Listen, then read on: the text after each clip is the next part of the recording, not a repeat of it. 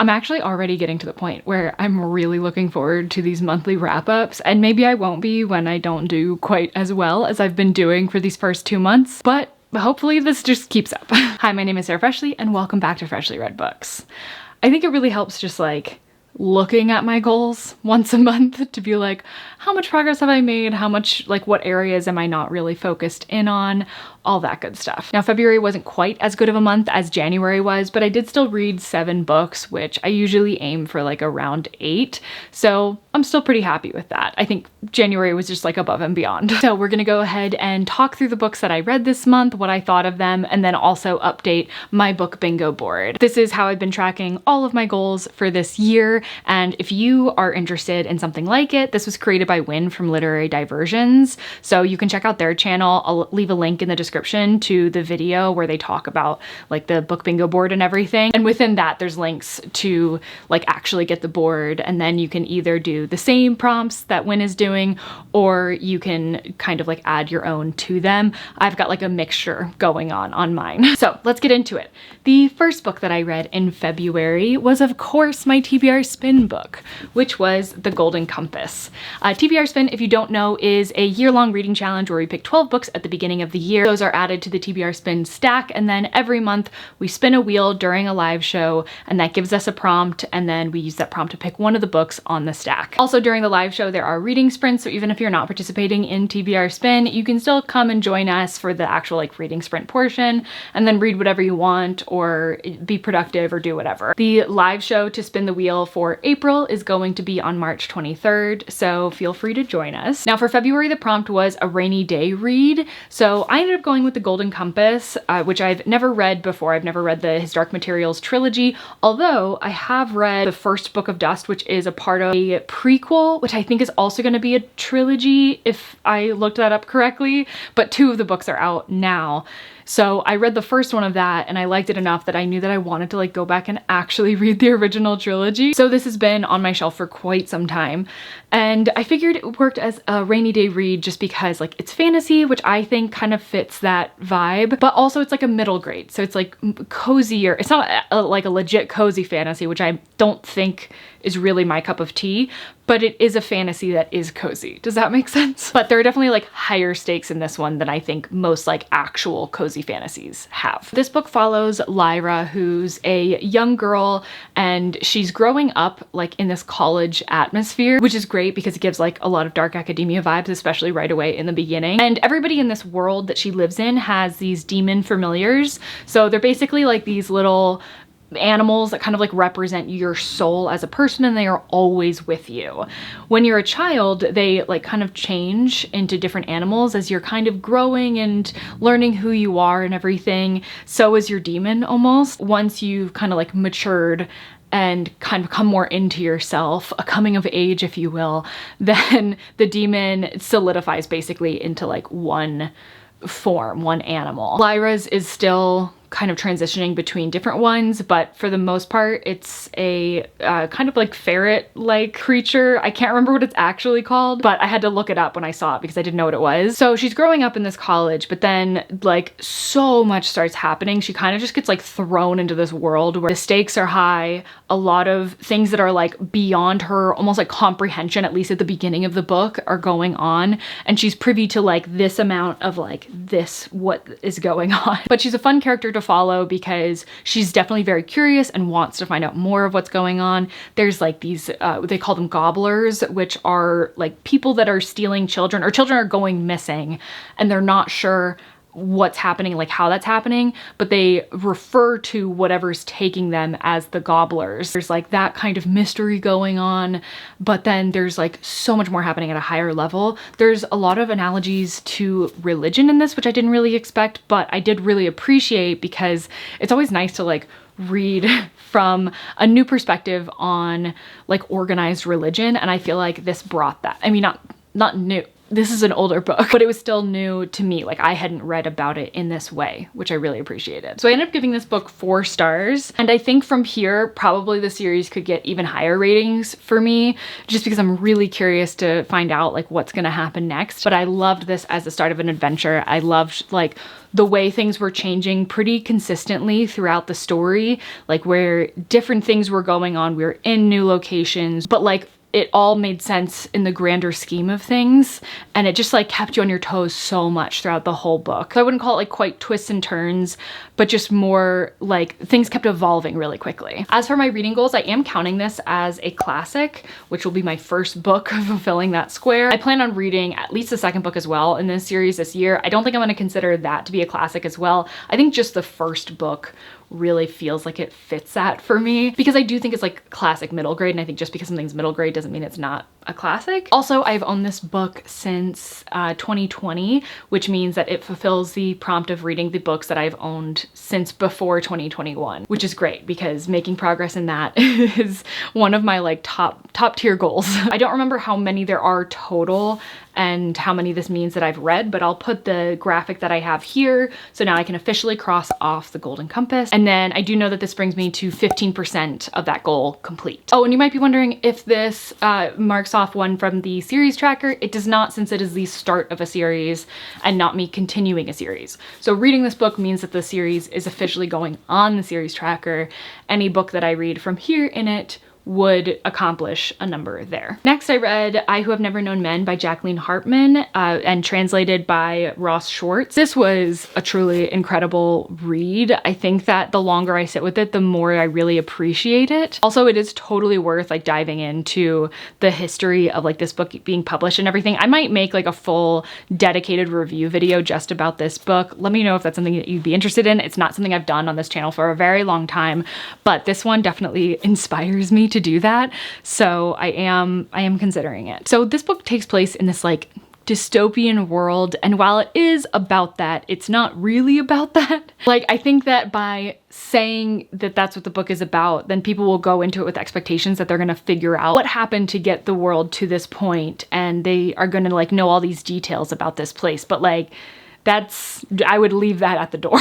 That is not what's happening here. If you've read The Memory Police by Yoko Ogawa and you thought in that, like, man, I really wish I understood more about like what was going on here in this world, this is less than that. This gives you less information than that one gives you. So just fair warning. It's set in this dystopian world, and specifically we are in a bunker, and then we have our unnamed narrator who has, for the most part, grown up in this bunker. She does not remember life before it. She's also the youngest of the 39 other women that are in this bunker. They all have some recollection of what their life was before being here, but she really doesn't. So she's referred to as the child. They never give her a name. She's not only an unnamed narrator, she literally does not have a name. So they are in this bunker, which has like a cage within it that is entirely exposed. There's nowhere within the cage that you can kind of like hide and get any sort of privacy at all. The toilet's like literally in the middle of it. And that's where these like women have just been for years.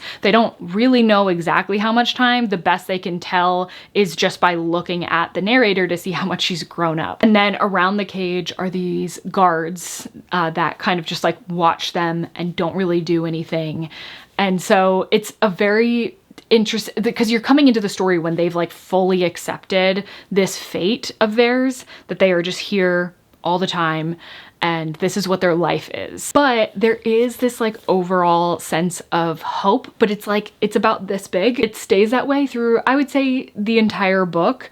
And while this isn't necessarily, like, this is a very devastating book, but there is that sense of hope throughout the entire thing, which I think is really, it's such a cool balance to have. And then our narrator has like such curiosity and is always like trying to grasp these little bits of agency where she can. And I think that that makes her a good person to be following, but I could also see people being frustrated with her at the same time. But overall, I really appreciated this book for what it was. I only gave this one 4 stars but I only, like 4 stars isn't a really good rating. But the longer I've sat with it, the more I kind of feel like now it's at a 4.5 to 4.75. And I could even see myself saying 5 stars, except that it feels weird to retrospectively give a book 5 stars. But I've been thinking about this book so much since I read it. I want to at least bump it up a bit. But yeah, I'm not quite sure on that 5 star yet. Maybe if I reread it, I could see myself rereading this for sure. And then as far as goals go, this was a book for book club, for my in-person book club here. So that does accomplish that square. That's one towards that square. And then it is also one of the books that I purchased in 2025. So it will impact that square, but we're gonna save that till the end to talk more about, just because I also have to like talk about the books that I purchased in February in order to like fully show what the percentage is for that square. So we're gonna save that till the end. Next, I read If We Were Villains by ML Rio. This one I actually picked up because I'm doing like the magical readathon, but just kind of like for myself. This is done by G from the Book Roast, but it's really just been something for myself and just to kind of like keep my reading more interesting, because it does like lead me to reading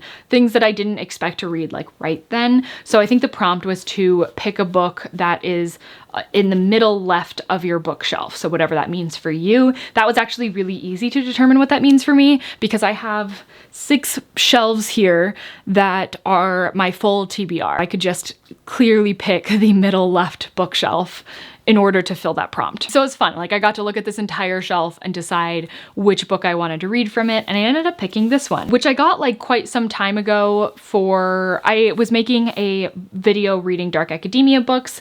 And I thought that this might be a good contender for that video, but I wanted to like read it no matter what. But then I was seeing that it was actually very similar to The Secret History by Donna Tartt, which I was also reading for that video. So I ended up deciding to not have them, like not read them back to back basically, which I'm really glad that I did, because even reading it nearly 2 years apart, I had a really, really hard time not comparing this to The Secret History constantly. It really feels like if you were to take The Secret History, if you were to change all like the Greek lessons and everything to Shakespeare, and then I guess if you were to like tone down like the gritty realism that I feel like is in The Secret History, then you would have this book, which not that this doesn't have any like grit or like anything along those lines. It's just like far less in this book than in The Secret History. I do think that this is a slightly more accessible read in that way. Also, just like by length in general, it's a lot faster to read this one than it is to read The Secret History.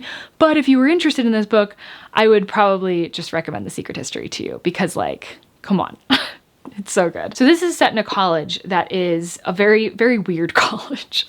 Like the setup for this is crazy, especially in a world where like academia is very greedy, I would say, like in the US. It's a very like greedy industry where they like want all of your money possible. They want your money throughout the school year, and then as soon as you graduate, they are sending you those mailers asking for donations. It's ridiculous, especially considering most people are like in debt at that point. But this school, the school in this book, it's like an art school. So there's a bunch of like degrees for different areas of art, and then everybody that's like in those degrees, it seems very like segregated, where they really like hang out with their own.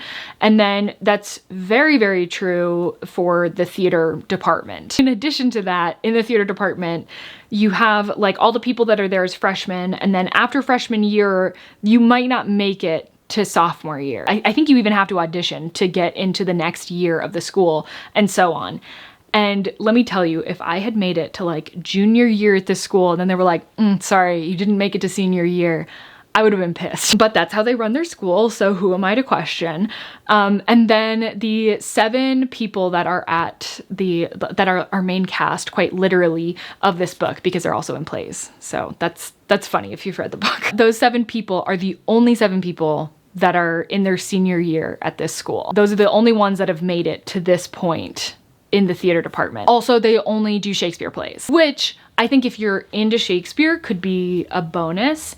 I wouldn't say I'm like into Shakespeare, but I was like quite a bit of a theater nerd, and I have been in a Shakespeare play before. Actually, the last play I was in, which was like a year and a half ago, was Twelfth Night. I have a fondness, I guess, for the works of Shakespeare, and so I think that that did add enjoyment for me personally, but I could see that also pushing other people away. And then in addition to that, there is this mystery that's at the heart of the book.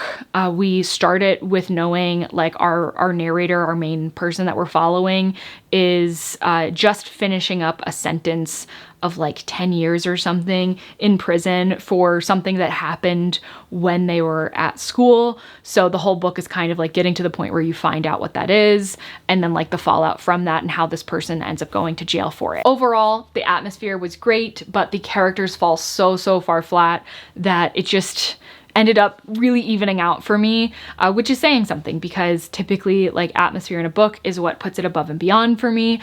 But it turns out that I can still rate a book at lower than 4 stars, even if it does have fantastic atmosphere. Who knew? So this book I ended up giving just 3 stars to. Oh, and it also did not accomplish any of my reading goals. Truly just like a random book that I read and had an okay time reading. Another book that did nothing for my goals, but I had a more enjoyable time reading, was Deep End by Ali Hazelwood. So this came out in 2025, just this year, and I had put in a hold at the library for like when the book would come out, and I ended up getting it like 2 days after it came out, which was really great. This is actually my first full Ali Hazelwood novel. I've read 3 novellas by her that were in the collection. I think it was called like Loath to Love Me. And I enjoyed those. I really love that she writes, like she has like women in STEM as like the main characters in her books. I really appreciate that because I do think it gives them a lot more depth than a lot of romance books give, or maybe they have depth in those other books, but I'm like so tired of seeing like a baker be at the center of a romance novel, or like being a writer. I feel like every romance book is about like a baker or a writer. Deep End is a college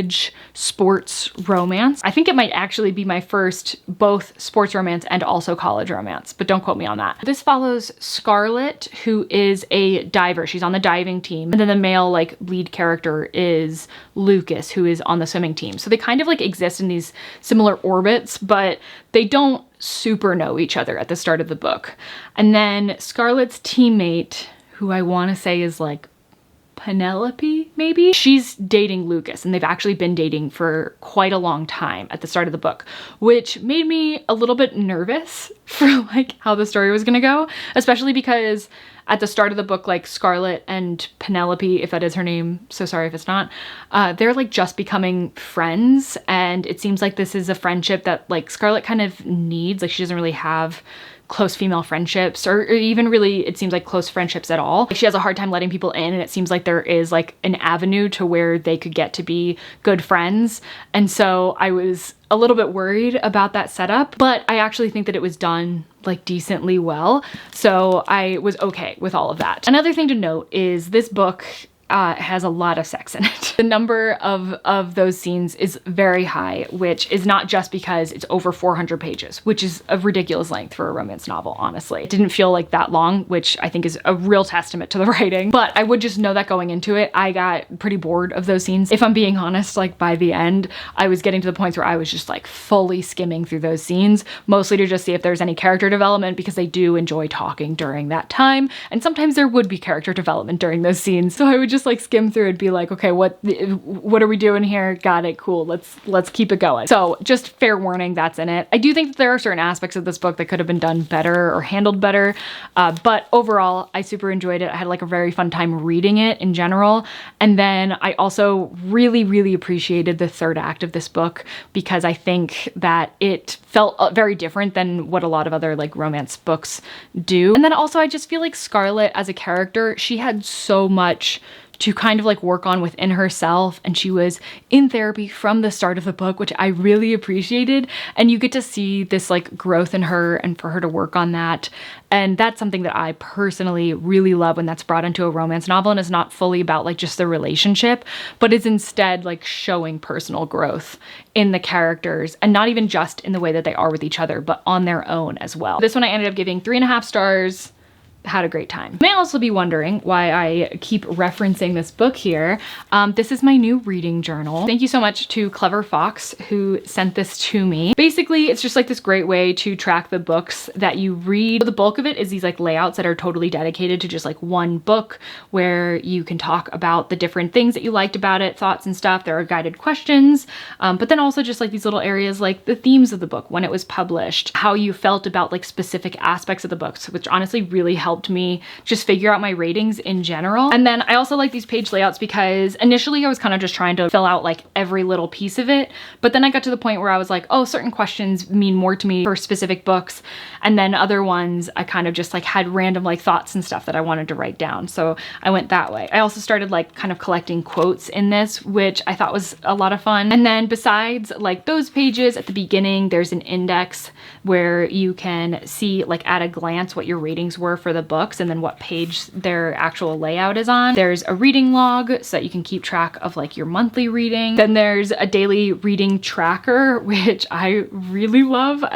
There's something about just like a full page of empty boxes for you to check off. Then you've got a couple of pages where you can do like your books to read, so TBRs. So I've done my 25 books to read in 2025. And then I like the notes section because you could, if you didn't want to do like specifically the books themselves, you could maybe add in the notes like different prompts. And then there's a reading list where you can keep track of like the actual books that you've been reading, when you've started them, when you finished them. Overall, it's been really fun tracking my reading in this. This has been my first time with like an actual physical reading journal that is just meant for that. So if you're interested in the Clever Fox reading journal, then check out the link in my description. They also have like other planners and things like that if reading journals aren't super your thing, but you do like a good planner, which personally I love. Then the next book that I read was Tiamat's Wrath by James S.A. Corey. This is the 8th book in the Expanse series, meaning that there is just one book left. So the Expanse series is a space opera that is set in kind of like our world, but in the future. So there's people living on Earth, on Mars, on different moons, in like the asteroid belt, on these like space stations, just fully expanded out into space.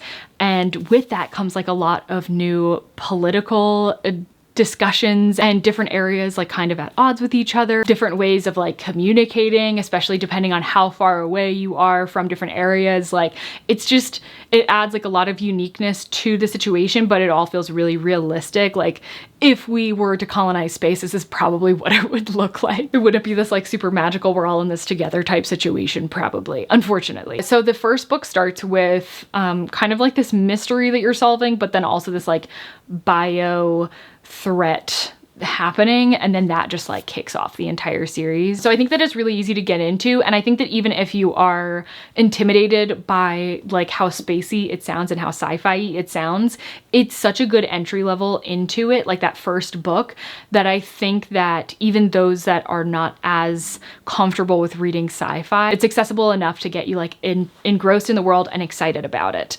And then it kind of like grows from there. This book in particular, I would say it's kind of like middle of the road towards my feelings with all of the books, which means that I liked it quite a bit. I think almost everything has gotten like a 4-star rating for me. This is another 4-star. The characters in this one, I enjoyed following. All of the books within this series like follow a different collection of characters. Some of them might be the same in different books, but there will maybe be, for most books, about, I would say, 5 characters, and like each chapter is from a different character's perspective. It's always fun getting to a new book and then finding out like which characters you're following, whether they're like entirely new to you or people that you've known for most of the series. There was one perspective in this book that I think might be my favorite, might have been my favorite to have read from within the entire series. I don't think that they were like one of my favorite characters. Like I still wouldn't put them, I have like, I think 3 or 4 like favorites that I absolutely love, and I wouldn't put them quite like at that level,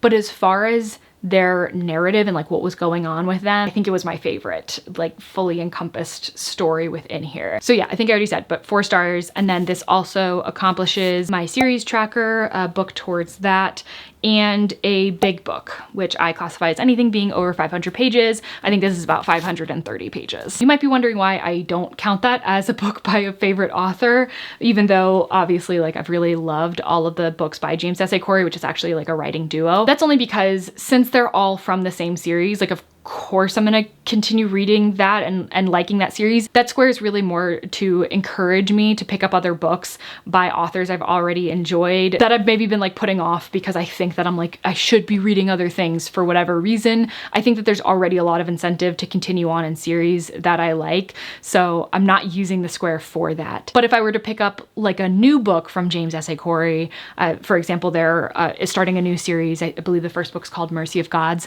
picking up that book would count towards that square, Hopefully that makes sense. And then the next book that I read in February was Grady Hendrix's Witchcraft for Wayward Girls, which was my first Grady Hendrix that I read. This book was a lot of fun. I was really pleased with how much I ended up enjoying this one. So it's about this girl that, like, our main protagonist, she's a 15-year-old girl who's pregnant, and she's being sent to a home that is filled with other young pregnant girls. And basically the whole purpose behind the home is for these girls to come here, have their baby, and then get sent back to their actual home, and then nobody there knows. Like, they just think that they went away for a little bit. Like, they don't know that they actually like had a baby. And then the home like takes care of getting the babies adopted and everything. But it's a very like sinister, it's not good. It's not a good place. They have the girls like actually doing the majority of the housework and then helping out in the kitchen quite a lot, because that's how they pay for their room and board. And then they're also getting, I assume, whatever they're getting from these adoptions. And the girls aren't seeing any of that. And not only that, they are very, very, very, very, very heavily encouraged to give up their baby for adoption. Like, it's not really a choice. Technically, legally, it's a choice, but like, it's not really a choice. You know what I mean? So we have these young girls there, and then there's like 4 of them that are kind of our main group.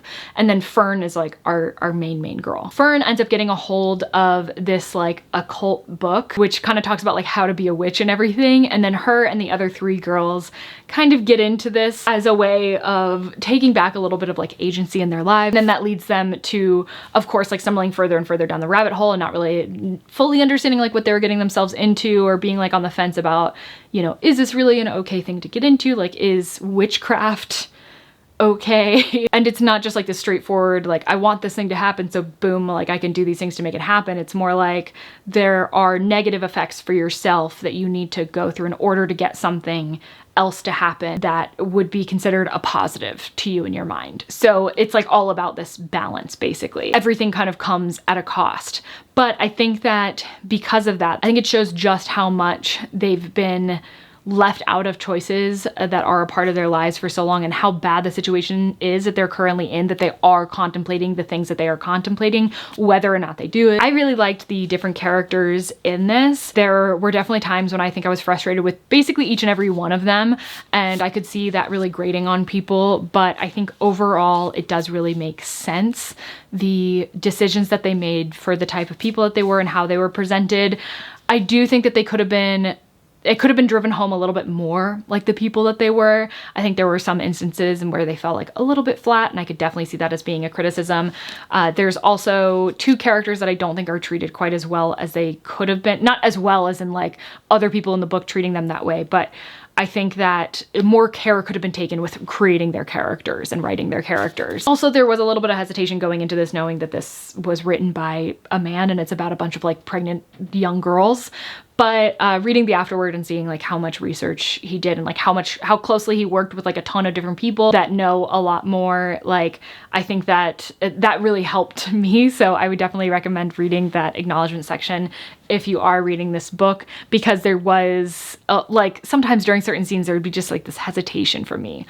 Also, this does have like very graphic displays of like pregnancy and giving birth, which I honestly really appreciate, because I feel like that is something that we get very little information on. It's very like taboo to talk about, but it's very real things that happen to people all the time and that people are encouraged to want to do, and they should have all of the information possible and available to them when making those types of decisions. This ended up fulfilling the book club square on this, because this was a February pick for the Literally Dead book club. I can never say it right the first time. That is run by Kayla from Books and Lala, and I did go to that live show and chat about the book, see other people's opinions on it, which was really great. Glad that I did that. And then also this is one of my 2025 purchases, one of the books that I've bought this year. So it does go towards that square, but again, we will talk about that more in just a second after we talk about this last book. Oh, and what was my star rating? 4.5. I ended up giving this 4.5 stars. Mostly on like pure enjoyment level, atmosphere, and I really like the mixture of like talking about the society at the specific time and how they were treating these young girls, and also witchcraft, like in the same. I really enjoyed that balance personally. And then the last book that I read in February, or that I finished in February, was Crying in H Mart by Michelle Zauner. This is a memoir that is really about Michelle and her relationship with her mother, which is kind of like a complicated relationship. The author was born in the US, but her mother is from Korea, and her father, I think, was just from the US as well. So her relationship with her mother is very much like also her relationship with her Korean culture. I feel like there are a lot of books that are about like those complicated feelings and that area, but I think that this one, while it did touch on those themes as well, I think it did it in a unique way, and especially because Michelle would go, I think, yearly back to South Korea with her mom and see her family, and so there was like a closer tie almost, and it wasn't like sometimes in these books it feels like such a separation where like you come to the US and like you're cut off from your other family, like you don't get to go back and see them or anything, which could be for a number of reasons. But I think that a lot of the stories that we see are like that, to where that's like the only connection you have is through the parents. But seeing her go to Korea and then like have these experiences there that kind of were more able to like build this positive relationships in some aspects. I think a lot of that was around food, which probably is where the title of the book comes from. Well, I know where the title of the book comes from because the first sentence is, ever since my mom died, I cry in H Mart. But also in this book, as I said in the first sentence, like, you know, right away her mom has died.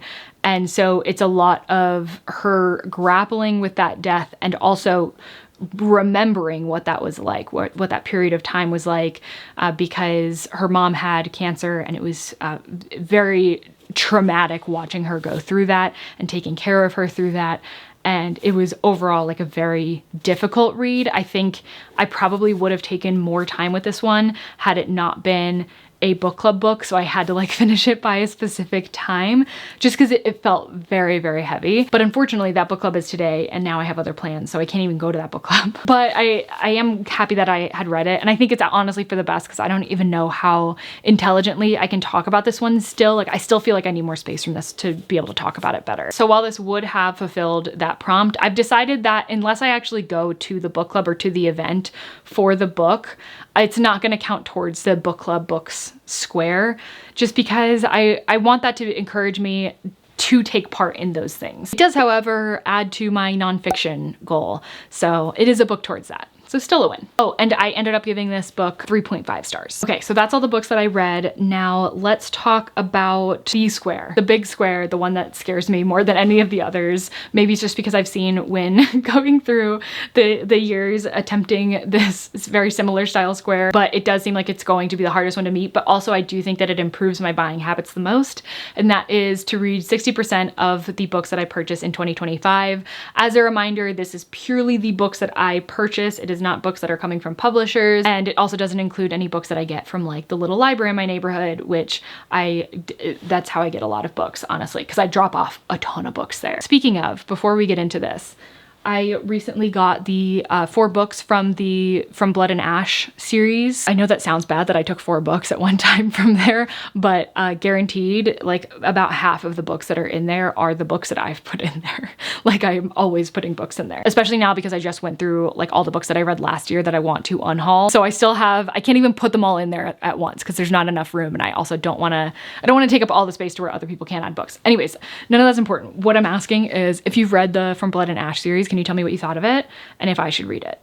Please and thank you. Okay, so let's talk about the purchases square. I'm just getting up my little spreadsheet I have to keep track of this. So at the end of January, I had purchased 4 books total, and I had read just 1 of those by the end of that month. And then I ended up purchasing another 2 books in February, which I have here. So that is Agatha Christie's The Mysterious Affair at Styles, which is the first of the Hercule Poirot books. Did I say that okay? Was that French enough? And then also Everyone on This Train is a Suspect by Benjamin Stevenson, which is the second book in like his mystery series. So 2 new books that I purchased. And then I ended up reading another 2 books, which, as a reminder, were these right here, I Who Have Never Known Men and Witchcraft for Wayward Girls. So that means overall this year I've bought 6 books, and I've read 3 of those so far. So now I am officially at 50% done in that square. Honestly, I'm pretty pleased with that and how like that area is going. And it really does keep me from just like impulse purchasing books. And then overall, my TBR number, because this will the most help me stay accountable to my I don't have a goal associated with this. I would just vaguely like to lower my TBR throughout the year, even if it's just by like a couple of books. Like, that'll make me happy, but it hasn't been great so far. So my starting TBR for this year was 150 books. That's what I had going into it. And then by the end of January, that ended up going up to 156 books because I went a little crazy requesting stuff on NetGalley, and then I got obviously approved for some of those things that I had requested. And that really messed me up. And I do count any books that I get from NetGalley, I do count towards like that being on my TBR, because I do very much intend on reading any book that I'm approved to read on NetGalley. And then by the end of February, that number went up again to 159 books. I would like to say that I was doing a great job. Well, I wasn't doing I was doing a mediocre job. I was getting to the end of the month and I was like, I need to finish these like last 2 books that I'm in the middle of because I really want to break even. And like, I was like, if I finish these 2, that'll break even. And I did it. And then the last day of February, this book came in the mail, which I'm very happy about. I would never complain about this. This is Frederick Bachman's My Friends, which is coming out this year, and I'm so very excited about reading it. So I'm so happy to Atria Books for sending this to me. This is the first time that I've gotten an arc of Frederick Bachman's books in a physical form. I got the winners as an e-arc, and even that felt incredible to me. So getting the actual physical copy of the book was incredible. And then also I got this one, There's Always This Year, by Hanif Abdurraqib, which was sent to me by Random House. I think the day after we moved from Florida to Colorado, it arrived at our old place, and then Curtis's parents ended up picking up the package, and then Curtis just went home to visit for like a week, and then when he came back, he brought this back to me, which is great. I had no idea that I had been sent this book at all, so I'm very excited, and it's kind of funny because I'm actually planning on reading A Little Devil in America by Hanif Abdurraqib this month. So I'm happy to have it. But obviously, that meant that my TBR number still went up by 2, which is a little disappointing. I still think that overall this was a successful month, even though the TBR numbers have gone up, and I'm hoping to do better in March. My reading's been a little slow, but only because I'm in the middle of a very large book, and then hopefully I'll like pick up the pace after that. It's a large book that I'm very much enjoying. I'll tell you what it is. It's Ship of Destiny by Robin Hobb. I'm obsessed. I didn't want to put it down just to record this, but I did, and I'm proud of myself for that. But yeah, this, it's going so well, and I just, now I'm past halfway, like all I want to do is read this book to find out how this trilogy is gonna end. But anyways, thank you so much for watching. I hope that you did enjoy it. Maybe consider joining us for the live stream that we have on March 23rd for TBR Spin, but you can just join in on the reading sprints even if you're not doing TBR Spin. And consider subscribing if you haven't already. Also, make sure to check out the link in my description if you are interested in Clever Fox's reading journal that they have. And other than that, I hope to see you in the next video. Bye.